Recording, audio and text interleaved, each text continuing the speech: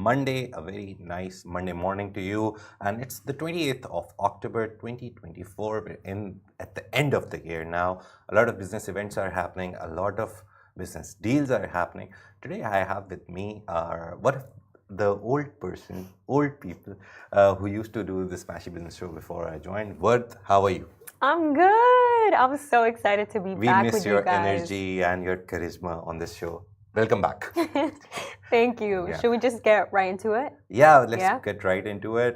First of all, let's talk about the biggest news that I saw in the morning. UAE has been called a startup nation, and it's not being said by any person. It's been said by the RAK ruler, Ras Al Khaimah ruler, Sheikh Saud bin Sakar Al Qasmi. His Highness has said that UAE has risen as a startup nation. Anything and everything that you see in this country is a startup. Yeah. And we talk a lot about SMEs, SMEs, small and medium enterprises, micro medium enterprises. We always talk about that 90% of the businesses in the UAE are MSMEs, very complicated acronym. But yeah, so we always talk about this, and now one of the executive council members, one of the leaders of one of the emirate in the UAE has put a stamp on it, literally, that we are a startup nation. And with proactive measures, he said that Abu Dhabi, Dubai, Ras Al Khaimah, all the emirates, Sharjah, Al Quwaim, they have all helped UAE transition into a regional hub. And it has become a global powerhouse in digital assets. That's what the main focus was. There is a firm that's called RAK Digital Assets Oasis. They've opened it in Ras Al Khaimah. And it's like the first free zone for digital assets. So he was speaking at one of their events. So he said that UAE is attracting major players, and he gave the example of Binance, one of the biggest crypto exchanges in the world by market capitalization. They're here in Dubai, they've set up. So yeah, Digital Assets Oasis, RAK DAO, it's a free zone which was established to attract top digital asset companies, fostering digital innovation in Ras Al Khaimah and beyond. That's what the story is about. Yeah, and you know, the reason why it matters so much is because the UAE's digital asset market, it's projected to reach $270 million by the end of 2023. Now, you know, obviously from this example, we're seeing that this is going to create more jobs for people. You know, it's going to create more opportunities. But much more than that, you know, I see a very, you know, hidden implication here. You know, from all these projects, we're seeing that what the UAE is really promoting now, it's like self-sufficiency. It's more of market-driven strategies, and they're finally moving away from those like traditional aid-based models. Like, you know, I was just telling Majid before the show began how, you know, my father, my family, my grandfather, they came to the UAE in 1974. And, you know, my dad growing up here, he went to high school here. He didn't pay for school the way that, you know, now we have to pay. Students have to do that now. He didn't pay for that, and he even received a meal allowance. Nice. Yeah, when he was going to school, he'd receive an allowance, he'd receive money. And you know, while that's great and all, that's very amazing for families, what we're seeing now is that self-sufficiency is encouraged more. Instead of, you know, the government just being like, here, this is money, take this money, you know, use it, let it support you. What we're seeing here is that, you know, they're encouraging local and foreign talent to like grab for opportunities. They're nurturing that talent. And we've seen that they're not doing it on like a higher level, like at the 2020. They're starting from the beginning. They're setting up universities. They're setting up educational institutions. They're trying to teach not only the Emirati people, but they're trying to help the expats who live here to become self-sufficient. As you said, that they have the opportunities to go and grab them. Like they have good job opportunities. If you're growing up here, you're growing up here. You see a lot more opportunities now in a lot of different fields. That's also the case. Usually it was oil-related fields. I remember when I was doing my bachelor's, everyone told me, oh, do petrochemical engineering, this engineering, anything related to oil, and move to the Middle East. Now people are talking differently, like, oh, go to crypto, go to this, maybe become a gamer, and then you can move to the Middle East. So Middle East has now created an environment where whatever you study, there is an opportunity Yeah. in this country, in this region for you. You can monetize Yeah. it. And I think that's amazing. And I feel that the subject of self-sufficiency, it's so underrated. Yeah. And the reason why I'm so passionate about like aid and how horrible it is because you see it in the sub-Saharan Africa. Yeah. The sub-Saharan Africa, they receive the highest amount of aid. And yet they still remain entrenched in poverty. Yeah. It's because aid creates like dependent countries. The government starts relying on the aid, the people start relying on the aid, or really they don't receive it at all. I guess it's that parable or idiom that don't give the man a fish, teach him how to fish. Exactly, Yeah. exactly. So it's that, yeah. that idea Yeah. that the UAE has implemented, and to be honest, Saudi Arabia to an extent has implemented this. Yeah. The region is trying to come up with solutions to this problem that let's teach people to fish. Don't just give them everything for free and expect that they'll grow. Yeah. Give them the tools and let them grow themselves. Yeah, I definitely Yeah. agree with you. I think that's why the Middle East is much more successful than the Yeah. Sub-Saharan Africa. They didn't just depend on their natural resources either. They didn't just depend on the oil. And I think that's quite amazing because But it's good that they found Yeah. oil, they built a good economy around it, and now they're diversifying, Exactly. moving away. Yeah. So they built a foundation based on this. They didn't just build a country out of nowhere. They got lucky. Thankfully, they got oil, but they were like, no, it's not luck that we're sitting on. We now need to diversify. And they went into like everything now in the UAE is an industry. Tourism is an industry. It's not just a side hustle that you go into. Now you go into as, oh, I'm trying to form a tourism business. I'm trying to do this business, hospitality, real estate is the biggest, to be honest. So yeah, all of this, they've created an environment to nurture startups.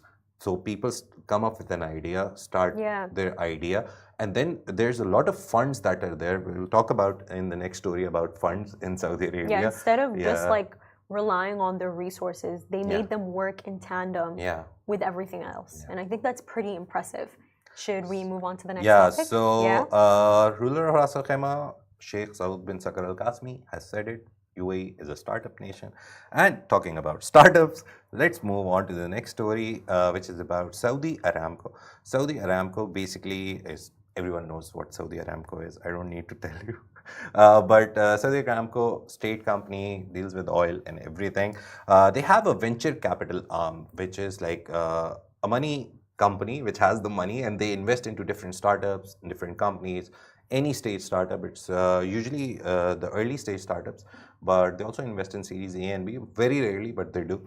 So yeah, Saudi Aramco's venture capital arm, Wide Ventures, has dedicated $100 million to invest in early stage AI startups. So it's not just for anyone, it's for mainly AI startups. If you have any idea about AI, you think you can create a service, something, an app or a product around AI, this is the fund that will give you the money. Yeah. And this move aligns with Saudi Arabia's strategy to diversify its economy and strengthen its non-oil sector. What we've seen is UAE and Saudi have this very healthy race going on to become the hub for AI. We've reported on it a lot. The NVIDIA chips, they came to UAE, H100s, I remember. Saudi Arabia is trying to get the NVIDIA chips, the latest ones, which can support the whole AI infrastructure, H200s. And UAE is also going to get H200s soon enough. But obviously the political turmoil that is happening, that US doesn't want NVIDIA chips to go to Saudi because they think they work with China, so somehow the chips may land in China.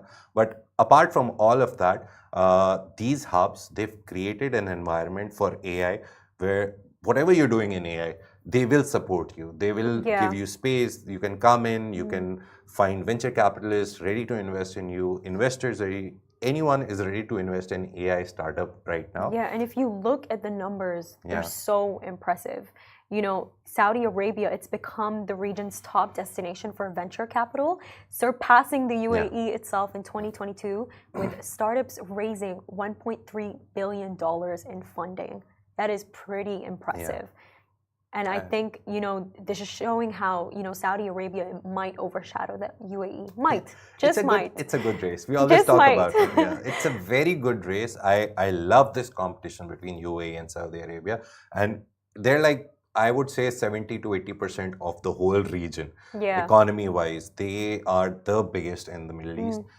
We've seen other countries grow up as well. Egypt's startup scene is very good. A lot of startups are coming out of there. But obviously, when they grow, they don't find enough help in their country. So they move to UAE. So we've seen a lot of startups. We recently reported that. What's it, Swivel, they opened a regional headquarter in Saudi Arabia because Saudi has this rule that if you don't have a regional headquarter in Saudi, you don't get government contracts. So they moved here. So they're creating policies, they're creating an environment where startups from the region are coming here. And not only the region, the whole world's a startup. I remember Hub 71 story that we did. There's like out of the 26 startups, 14 were from outside of the Middle East. So from Europe, from Ireland, from Canada, startups are coming here, setting up everything in the hubs like Hub 71 in Dubai's different startup cohorts. And they come here, they know they can get access to people who have the money. So these hubs, they help you get introduced to an investor. A lot of investors, they keep visiting these hubs to see what is happening, what is not. I remember there's a Mohammed bin Rashid Innovation Fund in Dubai as well. So one of the startups we reported about, they're a part of that. A lot of startups come out of these hubs because these hubs provide you the networking opportunities. Yeah. So if you have an idea, you're working on it, you built a prototype, now you need money to scale it. I agree with you. Whole setups, they give you that opportunity through events, through networking sessions, through conferences, small conferences. DMCC Crypto Center, I remember we reported on it.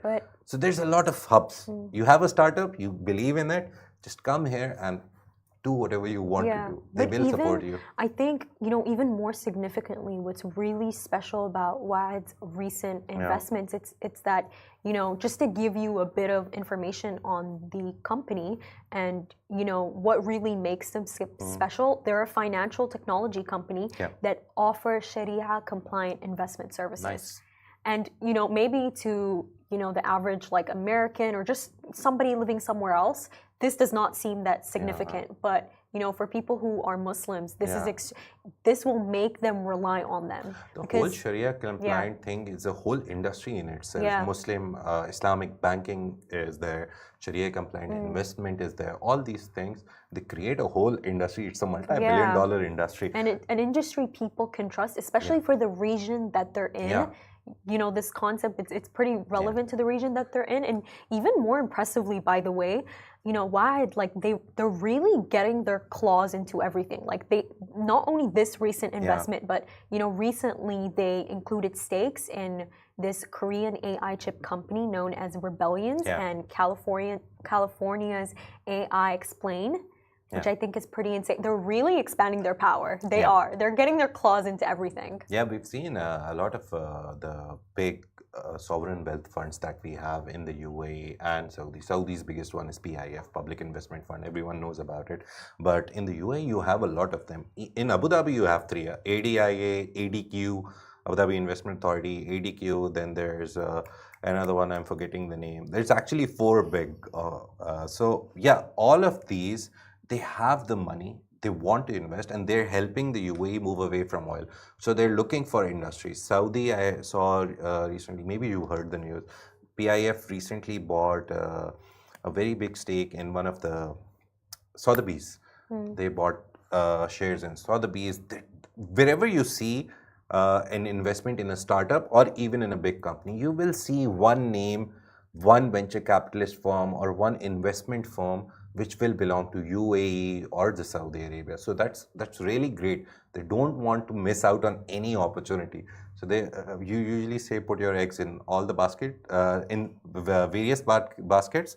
They've put their eggs in all the baskets. They're like, no, we're not missing out on AI. We're not missing out on tourism. We're not missing out on real estate. So that's a great thing. I don't think anyone in the history has done this, that they've invested so much capital into so many things. I remember there's like But is that always a good thing? Like quick expansion? You see, right now, with know. UAE and Saudi Arabia, they have disposable income. They have the money that they can invest. So one thing that is good that is coming out of it is that if they invest into 10 things, if one of them or two of them fail, 8 of them are successful. So they cover the losses somehow.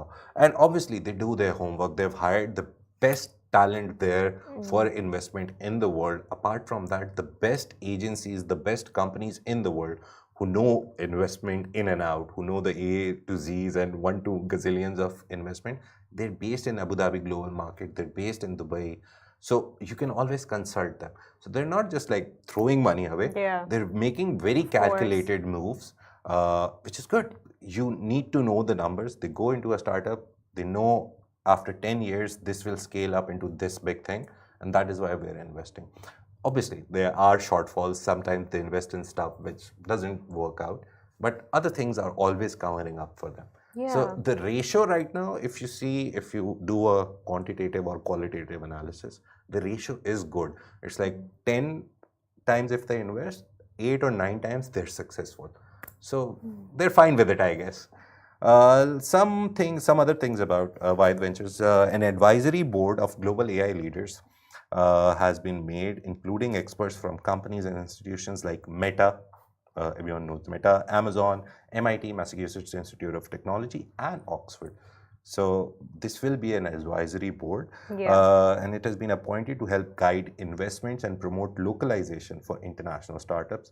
So yeah, this fund, the $100 million fund, is not for locals only.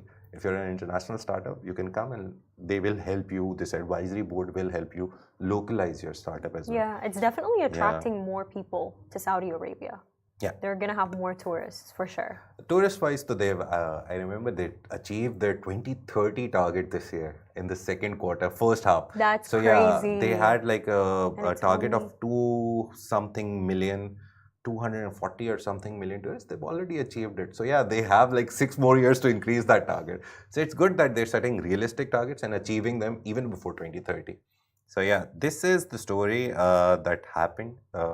Last story for today is Abu Dhabi film rebate increases to 35% amid regional competition. First of all, let's explain what a rebate is. It's like a cashback you get from the government when you shoot in their country or city.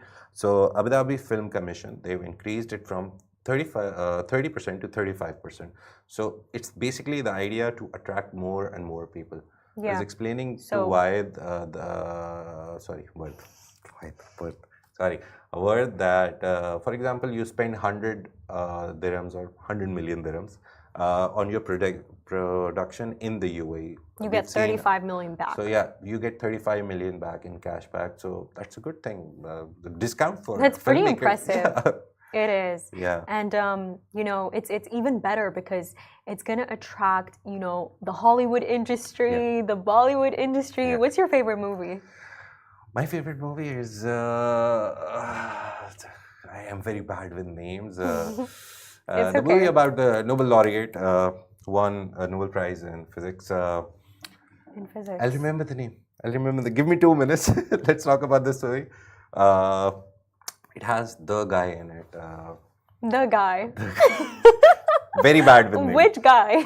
Yeah. What was the movie? Nobel Prize in Physics. Yeah.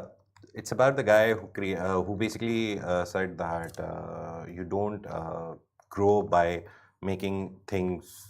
Not everyone doing a specialization is not good. Goodwill Hunting? No, Goodwill. Yeah, it's kind of Goodwill Hunting. It's kind of Goodwill Hunting. Yeah, Goodwill Hunting is like 3rd or 4th on my list as well. So yeah, Mission Impossible. I'll say action-wise. Really, it bored me, by the way. Yeah, I was so bored. The latest version, obviously, Tom Cruise is not that young as well. So yeah, he's getting older. Yeah, but he's doing good. But this rebate is starting from January 1, 2025. So at the end of this year, the Abu Dhabi Film Commission will increase its film and TV production rebate from 30 to 35%. Move is designed to attract productions from Hollywood, Bollywood, and the Arab world to film in the UAE capital. We've already seen 150 productions since 2013 when this rebate structure was started. They filmed Dune Part 1, I believe, in Abu Dhabi. And also Mission Impossible. Dead Reckoning, Part 1 was here. Star Wars, The Force Awakens were here. Fast and Furious 7, I remember that car scene, like jumping from Burj Khalifa or something. But you know what's also so interesting? The UAE created a rebate from 30% to 35%, but Saudi Arabia actually has a rebate of 40%. Yeah. That is what they're trying to do. They're basically trying to beat Saudi Arabia. Yeah. Because the NEOM project, I remember, they have a whole production city planned under NEOM. Oh, by the way, NEOM's first physical location has opened, Sindala. Just to add something, Sindala has opened. Everyone can now go there, plan their trips to Sindala. So the very first physical location of NEOM is open. And it's a yacht hub. It's a very luxury tourism hub. So yeah, a lot of money involved as well if you want to go there. But yeah, it's a yachting hub. It's like an island. So you can go and enjoy the island life there. So coming back to the topic. Yeah. Saudi Arabia has, again, Saudi Arabia is trying to beat UAE. UAE is trying to beat Saudi Arabia.